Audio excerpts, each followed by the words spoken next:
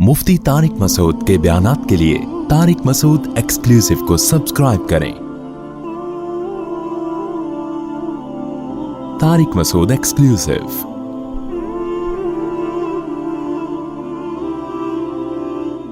हमारे जो शेख हैं, अब तो बताने में कोई हरज नहीं है, सारी दुनिया को पता है, हज़रत मुफ्ती अब्दुल रहीम साहब जामिअतुर रशीद के मोहतमिम।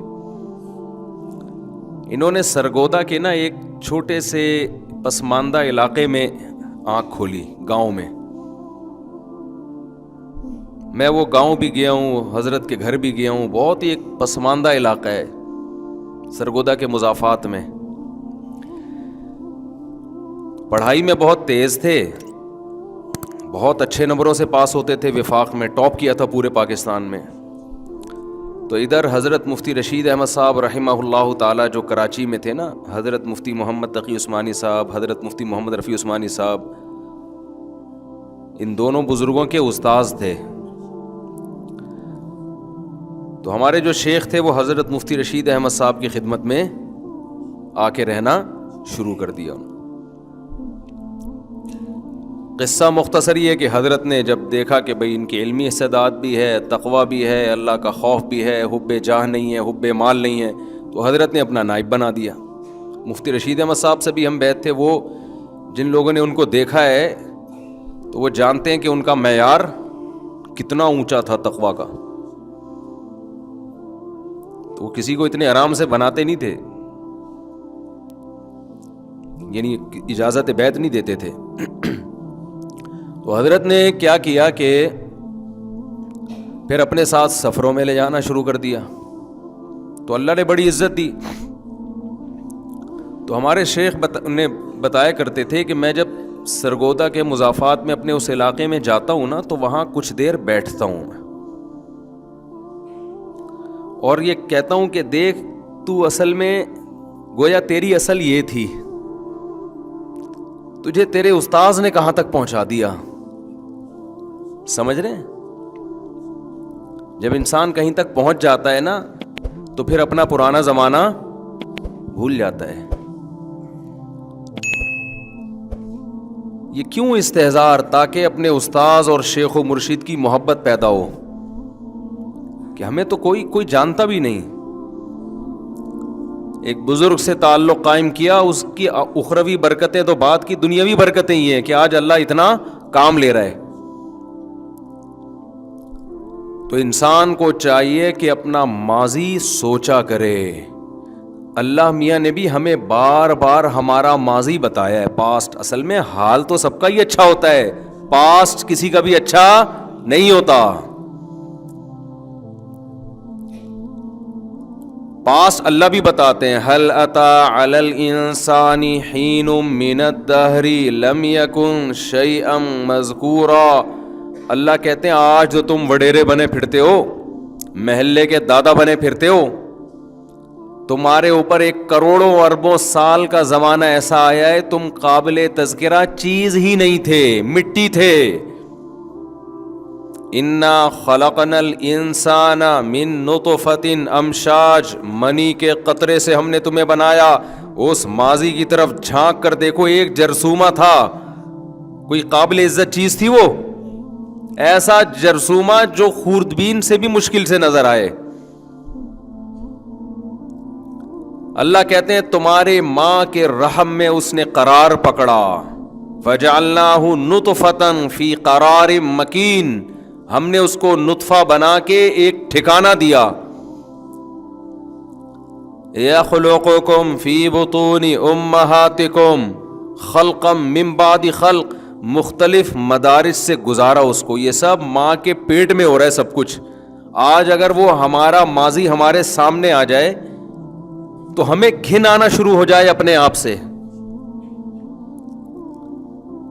कैसे सड़ा हुआ गोश्त बनता है, इंतहाई बदबूदार, गंद, उसमें बू होती है, बहुत ज्यादा स्मेल होती है। फ़ख़लक़नल मुज़ग़ता अलक़तन, उस गोश्त को हम जमे हुए खून को गोश्त में तब्दील करते हैं। 4 महीने तक ना इंसान का जो माँ के पेट में प्रोसेस है वो ایک بدبودار گوشت کے سوا کچھ بھی نہیں ہے, بہت سخت سڑاند ہوتی ہے اس کے اندر.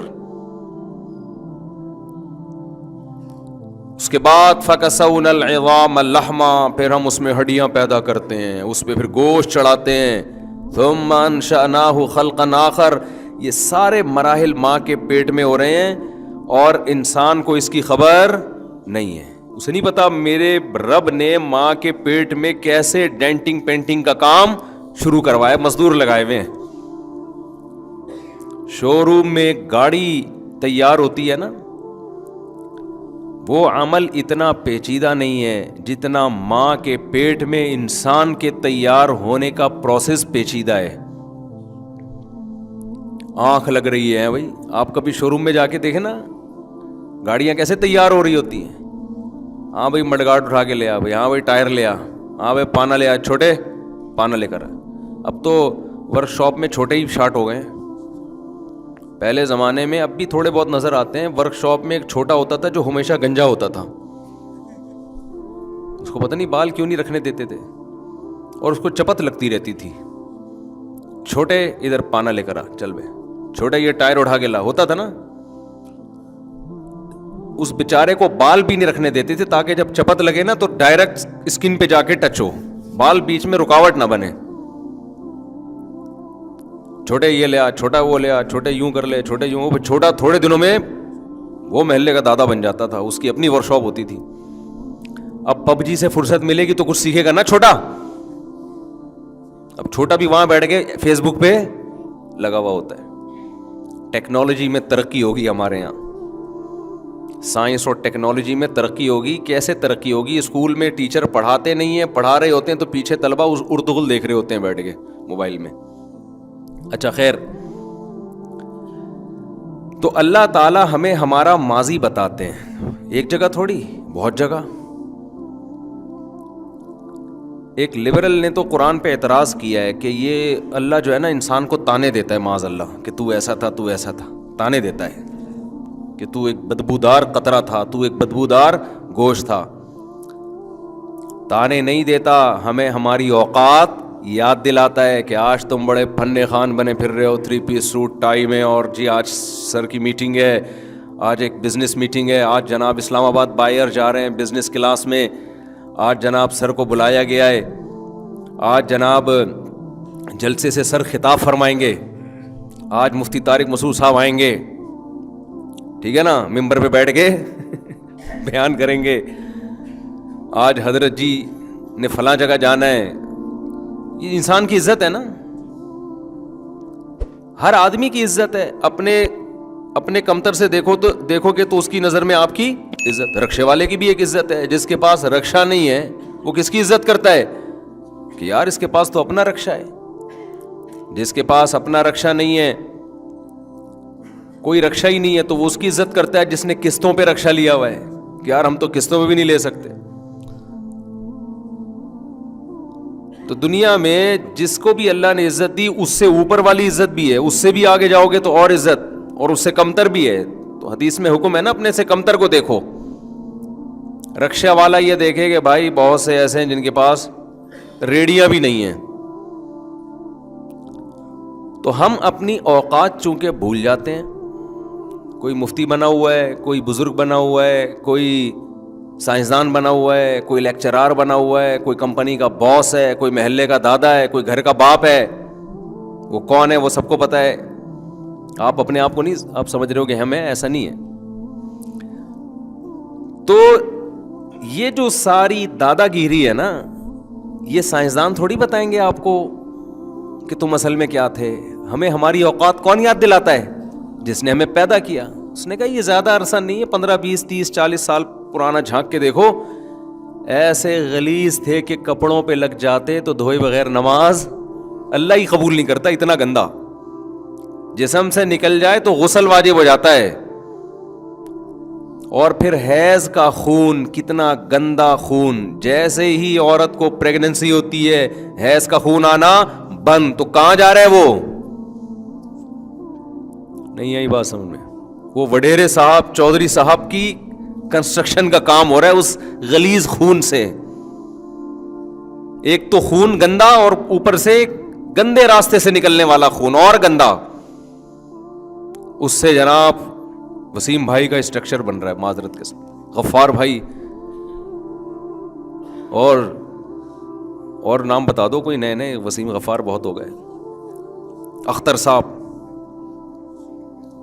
وڈیرے صاحب, چودھری صاحب, نام کے بجائے وڈیرے چودھری, یہ سب ٹھیک ہے نا, سیاستدان, موٹیویشنل اسپیکر, مفتی, عالم, بزرگ. اس غلیظ اور پلید اور گندا خون, آپ کہیں گے مفتی صاحب کیا کس سے لے کے بیٹھ گئے؟ میں تھوڑی بیٹھا ہوں, اللہ میاں بتا رہا ہے بھائی, میں تو پارسل کر رہا ہوں.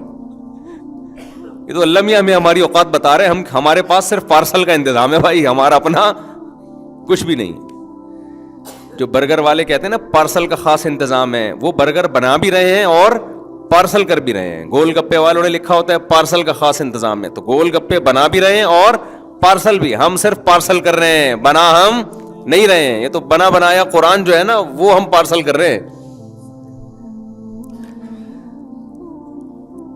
تو ادھر پریگننسی ہوئی, اور یہ جو کل بڑا ہو کے وہ جناب علاقے کا ناظم بنے گا, چودھری بنے گا, وڈیرا بنے گا, بزنس مین بنے گا, موٹیویشنل اسپیکر بنے گا, مفتی بنے گا, عالم بنے گا, لوگوں کو موٹیویٹ کرے گا, یہ جناب بن کس چیز سے رہا ہے؟ وہ غلیظ اور گندا خون. اللہ میاں اس کو جیسے ہی عورت کو پریگننسی ہوئی, اللہ اس خون کو روک دیتے ہیں, انسان کو اس کی اوقات یاد دلانے کے لیے کہ 2 ٹکے کا ہے نہیں. باتیں دیکھو اس کی. اس لیے اللہ کو تکبر بالکل بھی پسند نہیں ہے. تکبر اللہ کو پسند نہیں ہے.